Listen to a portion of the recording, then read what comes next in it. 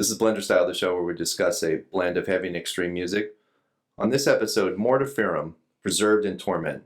This album's released in 2021 on Profound Lore Records. Cheers, gentlemen. Cheers.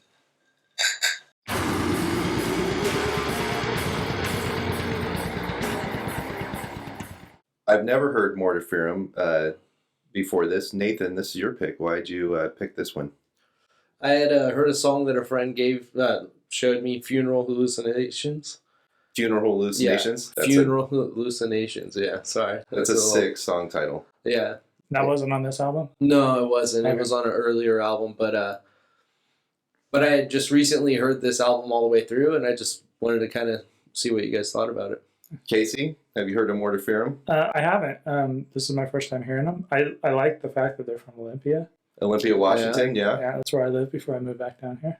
They sort of had that Pacific Northwest sound that's going on up there. I'm more familiar with like black metal bands up there, but there's definitely like some atmosphere and ambience going on that I'm getting from this for sure. Yeah, for sure. There's definitely like some ambient sounding heavy moments in this, you know? It's not ambient, but... Yeah, they have hints of ambient, but they don't rely on it real heavily like a lot of that scene does, it seems like. Mm-hmm. What genre is this? It definitely is, you know, it's death metal, but it's death metal with like doom aspects to it. Yeah, that's what I said too. Mm-hmm. I thought too was like a doomy death metal. Which is kind of cool that they actually can pull that off, you know? Because usually my death metal I like kind of like fast and, you know, brutal and in your face.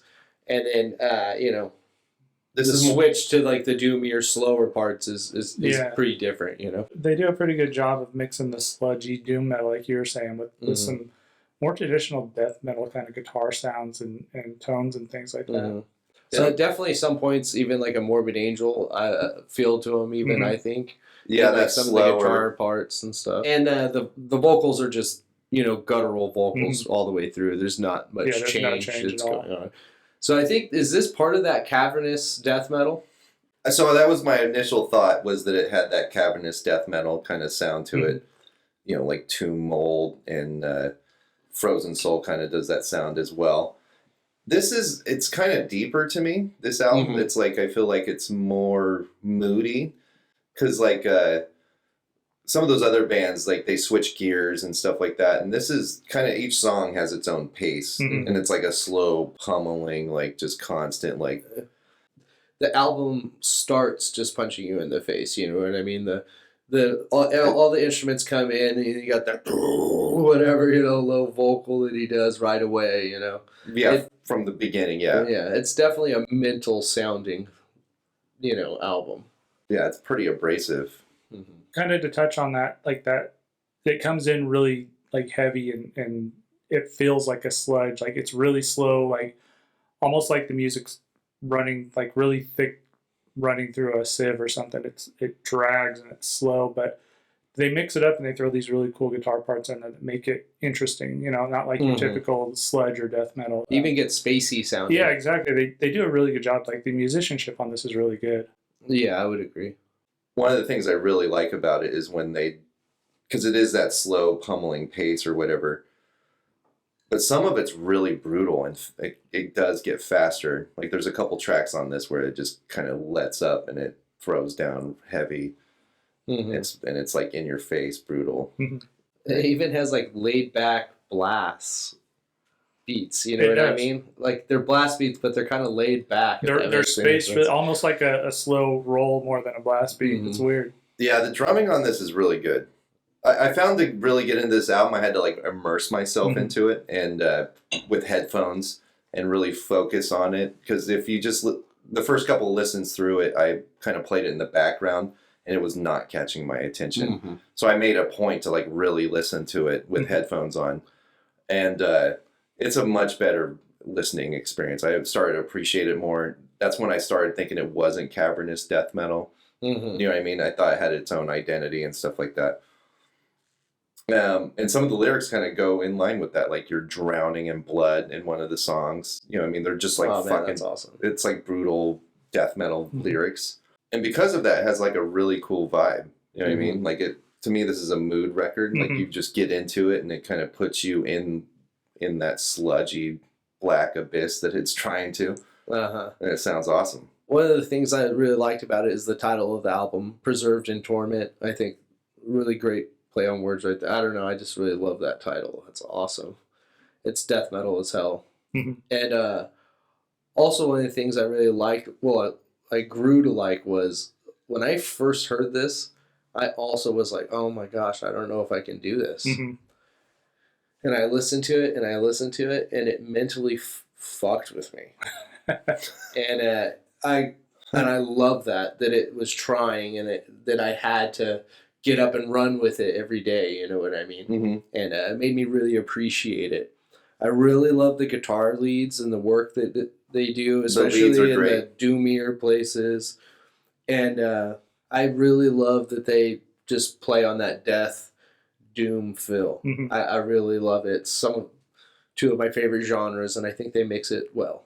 I'm kind of the same boat, Matt, and you. The first couple playthroughs background while I was driving, and it didn't keep my attention. Like, if I was at the house doing something, I would have walked away from this probably 100 times. Same. But then, like, once I sat down and focused on it, put my headphones on and listened to it, there's so much going on in this album, like, musically. The vocals I'm still kind of up in the air on, but I feel like maybe they'll grow on me if I had more time with it. But I think for me, the standout was just the guitar work and the aspects of like kind of more traditional metal and black metal, and there's some symphonic kind of guitar parts in it, and some, like you said, some spacey parts or fills to them, and it keeps it interesting. So it's not your typical sludge kind of doom metal where it's just, you know, monotone through the whole thing. They do a really good job of tempo shifts and mixing it up and keeping the guitar parts interesting. There's some cool solos in here too. Mm-hmm. It's kind of a thinking man's death metal. It kind of is. Like, That's you really, well said. You know what I mean? you kind of have to, like Matt was saying, you really have to sit down and pay attention to this to appreciate all the different stuff. But then it's kind of one of those things where once you notice it, you can't not notice it. Mm-hmm. They did a really good job with the mix on this too, I think, which is something that's kind of overlooked for this style of music. Mm-hmm. Usually you'll end up with, you know, something way lower or higher than the other. Everything in this is mixed really well. Even the bass guitar comes through on this, which is cool. Like you're saying, I thought the drums were mixed well, and the performance was good, but his fucking ride cymbal, bro. It sounds like a giant hunk of metal. Like, I really wanted to find out what ride cymbal he's specifically playing, so I tried hard to look it up. I watched a lot of live videos. All I can tell, it looks massive. It's like 22 inches. Did he bury it in the backyard or something to try to get looks that? fucked up. It looks like an old like jazz cymbal. Oh yeah, how people do that? Yeah, because weren't you saying like drummers will sometimes, if it's too clean or too They'll bright, bury them, and it bury actually messes with the sound of It the cymbal. definitely had that look to it. Like, one cymbal on his kit is like facing the other way, which is something people do, and it drives me crazy. But the bell on this thing is enormous, dude. And you just like ping, 14-inch bell, and you hear it all through. Dude, this is the first thing I heard. I'm like, why is this fucking bell, his ride cymbal, so fucking? And he'll like really like get into it too. Mm-hmm. You know what I mean? He does, and it's cool. His performance is good, but dude, it is loud as fuck. Oh, yeah. I think I could be wrong, but in the video I saw live, I think they have it mic'd even, like its own. It's it's like all obnoxious as hell, huh? dude. You know? You can hear it from like clear across the. You're at the bar. You're like, dude, what is that? You know what I mean? So the thing that bugged me the most about this was the vocals seemed to kind of be the same throughout. There was no dynamic range or anything on it, which is kind of cool. But at the same time, I feel like it could have had like a little bit of range on it, and it would have added so much to this album. Just because there's so much going on with the music side of it, I feel like the vocals they're kind of a bad mark on an otherwise pretty good performance from the rest of the band. And it's not to say like the vocalist does a bad job. It'd just be cool to change it up a little bit because of how dynamic the music is. I would agree with you. The vocals started to kind of sound the same, and then which makes everything kind of sound the same at some points. You know what I mean?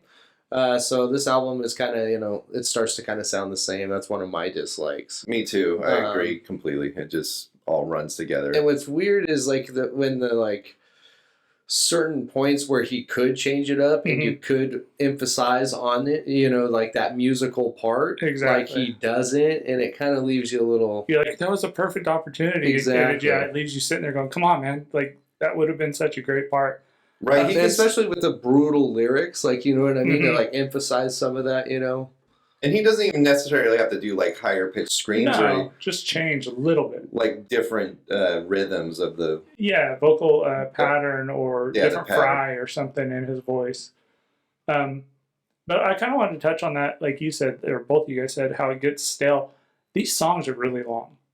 Dude, the first one's like 7 minutes. The album it's 6 overall, songs, 39 minutes and 49 seconds. Yeah, the album overall is a decent time for like a 10-track album or so. There's 6 tracks. But there's 6, and so these songs are a little long, and because of the monotonous vocals, it does, like you said, feel like it gets a little stale towards the second half of the album. I feel like they might be doing that on purpose. They might be, but I also want to like, is this like a One Flew Over the Cuckoo's Nest kind of, you know? Like it really fucks like with you. that's what they're really trying to like drive into you know? And I kind of agree with you because they're trying to preserve you in torment, dude. Yeah. For 6 minutes. And I kind of agree with you too because as much as like it starts to drag, they did a great job on this album by cutting it off when they did and not doing like a lot of these bands do. They could have easily done 10-minute songs. Exactly. And so they did just enough to get the point across maybe and not drag it on forever, which is cool. That's a good point, actually. It is, because after I like really got into it, I'm like, the song, it became appropriate. It did, but it wasn't like overly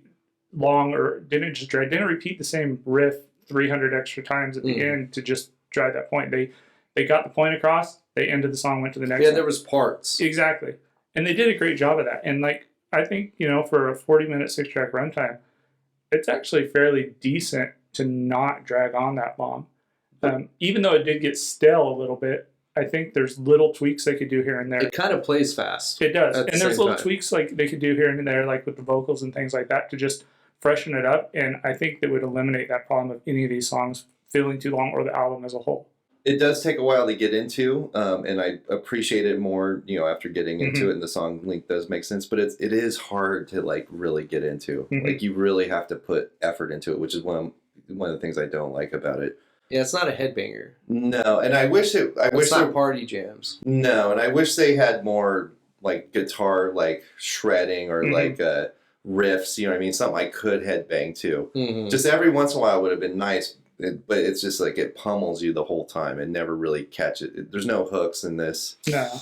And I kind of touched on that too because you said there's no memorable except for parts. a couple lead parts. And that's what I'm about to say. So there's some decent lead parts, but they're not forward. Like a lot of bands when the guitar's doing something, flashy or solo, they step it forward to the front of the mix.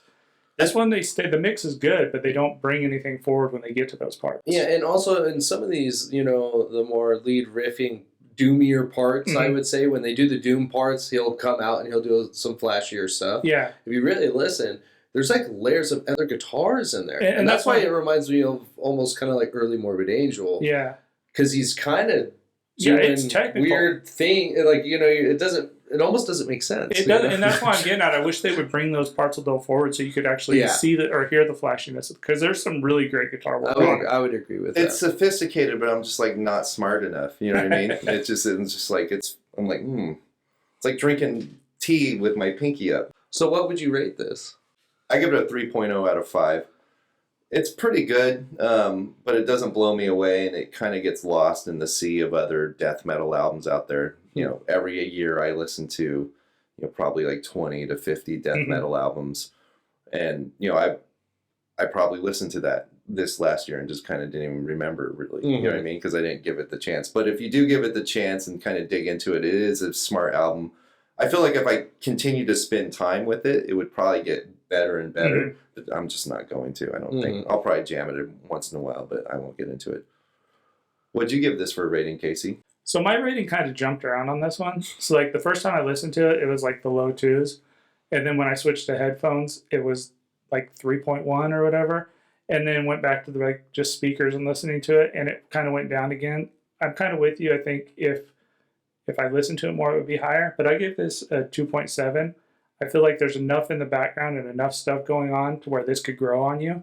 and it's a really solid album. And for this style of music, which I'm not a fan of to begin with, it was actually really enjoyable to me, which was kind of cool.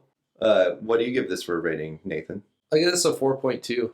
Wow. I think this is very forward thinking. I think I'd love to see what comes after this. I love that it's gets me frantic and nasty feeling. You know what I mean? I really enjoy that. So 4.2. I think it's some good death metal. This is Blenderstyle. That was Mortiferum, Preserved in Torment. Blend, blend, blend. Blender style.